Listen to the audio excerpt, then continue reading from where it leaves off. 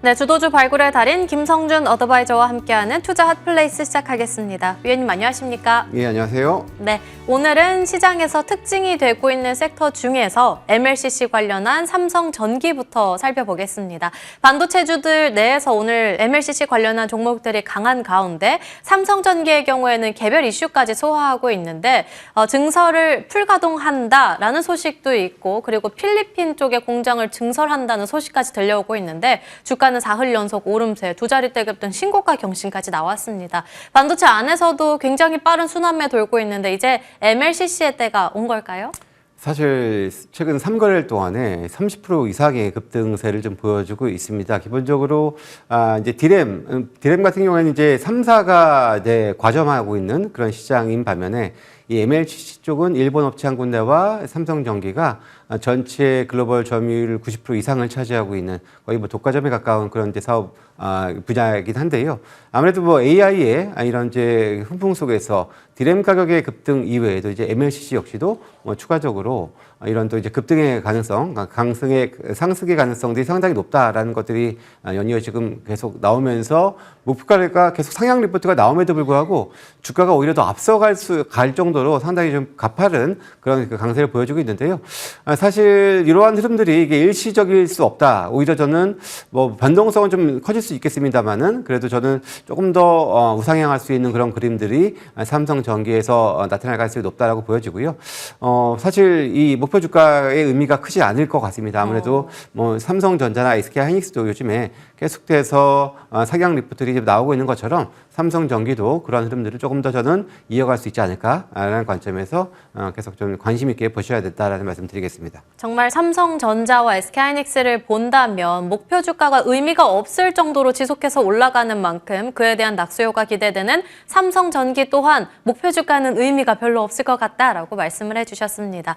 두 번째 특징주로 넘어가 본다면 전력기기 안에서는 일진전기 볼 수 있겠는데 전력기기 관련한 주요 호재로 본다면 데이터 센터가 더 필요해 이렇게 하나가 있고요. 두 번째로는 전력 노후화된 이 전력망을 좀 교체해야 돼라는 호재가 있기 때문인데 그중에서 일진전기의 경우에도 두 자릿대 급등의 신고가 경신 나왔는데 일진전기도 그렇고요. 대원전선의 경우에는 오늘 상한가 들어갔는데 왜 그런 거예요? 사실 대원전선 같은 경우에도 최근에 작년에 실적이 상당히 크게 좋아지기 시작을 했었고요. 오늘 전력 그리고 변압기 그리고 전선 관련주들이 시장에서 가장 강하게 올라가고 있는 섹터 중에 하나입니다. 그 중에서 뭐 일진전기도 뭐 제가 뭐 이 시간에 통해서도 뭐 소개를 드렸었던 그런 종목이기도 합니다만은 사실 이 회사가 증설을 작년 이제 4분기부터 증설분이 반영이 시작이 됐고요.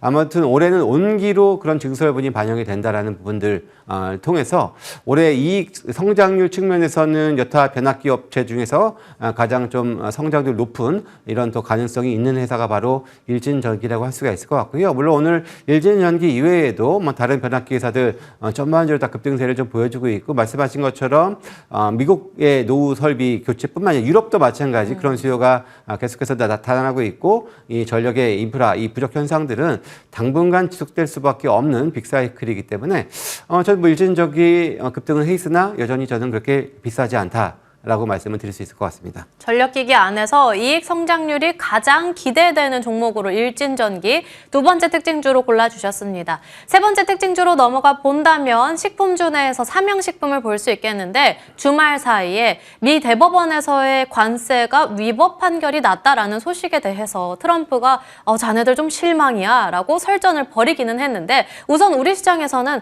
자 그러면은 이 관세로부터 자유로워지는 쪽은 어디일까 해서 보니까 식품주가 가장 먼저 떠올랐고 그중에서 해외 비중이 가장 높은 쪽 하니까 삼양식품이 나오더라고요. 80% 넘는 비중이 해외 매출이라고 하는데 삼양식품 보면 정말 실적 잘 나왔었는데도 불구하고 주가가 잘 가지 못했다라는 점은 아무래도 주도 업종에서 좀 소외됐기 때문인 건데 그러면 지금 자리 괜찮은 거 아닌가요? 그렇죠. 사실 주도 업종에 소외됐다라는 얘기를 뭐 어떻게 부인할 수는 없습니다. 하지만 작년에도 5천억 이상의 영업이익을 이미 보였었고 올해도 뭐 6천억대 중반까지의 영업이익 성장은 지속적으로 나올 수 있을 것으로 보여지는데요.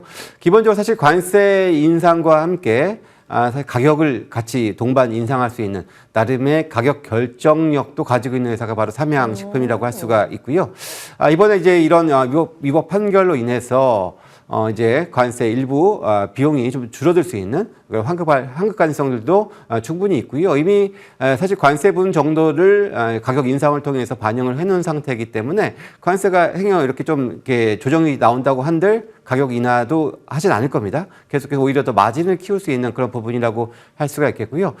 사실 밀양 2공장이 이제 가동이 시작이 됐습니다. 아직은 뭐 이제 올라오고 있는 그런 상황인데요. 아마도 이제 올해 2분기 내에는 이 가동률도 거의 풀캐파가 될 정도로 올라올 수 있는 부분들이기 때문에 그렇다면 이제 실적의 반영치는 2분기로 갈수록 더욱더 좋아질 수 있다라는 관점에서 본다면은 뭐 삼양식품도 많이 빠져 있으니까 가격적인 메리트가 충분히 있다라는 관점에서 말씀을 드리겠습니다. 가격 결정권까지 손에 쥐고 있는 삼양식품 세 번째 특징주로 골라주셨습니다. 아무래도 지금 자리 괜찮은 삼양식품이 오늘의 공략주가 아닐까 싶은데 어떻게 보실까요? 사실 세 종목 다 제가 이 시간에 한 번씩은 다 했던 종목이긴 한데요. 삼양식품으로 오늘은 좀 선정을 해봤습니다. 아무래도 해외 매출 비중이 이제 80%가 돼 있고 사실 중국이 지난번에 조금 부진했지만 중국도 사실 뭐 지난 그 3분기에 먼저 많이 좀 그 가져간 측면이 있었기 때문에 4분기에 주춤했다라는 관점에서 본다면은 올해 온기 나쁘지 않을 그런 실적 기대가 될 수 있다라고 보여지고요. 안정적인 관점에서 오늘 오랜만에 최근에 계속해서 하락 추세를 보여주다가 최근의 고점을 오늘 의미 있게 좀 넘기면서 수급 또한 외국인 매수에 좀 유입과 함께 고점을 좀 가볍게 넘겨놓은 상태이기 때문에 현재 구간에서는 그렇게 좀 부담 없는 그런 위치에 있다라고 판단이 들고요.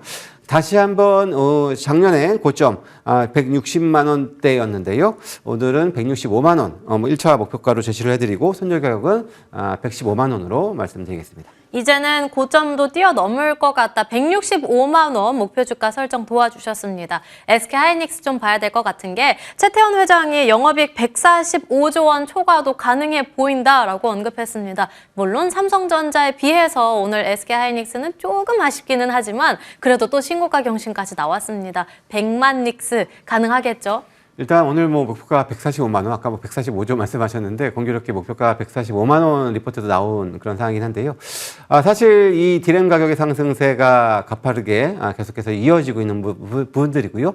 주가는 올랐지만 이익은 오히려 더 많이 올라오고 있는 예상보다 더 좋아지고 있는 부분들이기 때문에 사실 주가 상승에 그렇게 큰 부담은 없는 그런 상황이라고 보여지고요.